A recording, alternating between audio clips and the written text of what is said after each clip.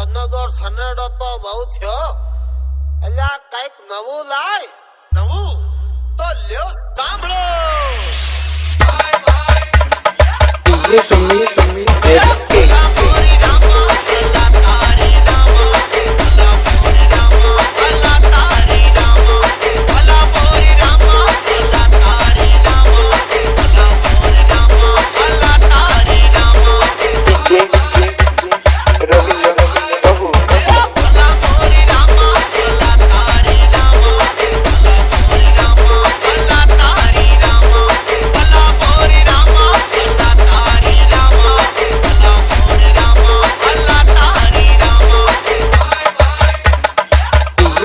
Sumi SK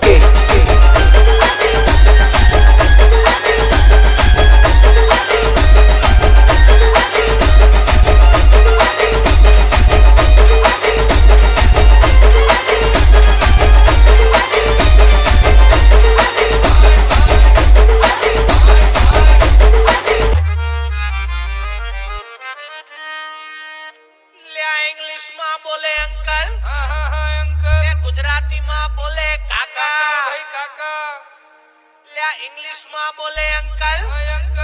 ने गुजराती में बोले काका काका दीकरियों वाला नो जमानो आयो दीकरा ना बाप पड़ी गया वाका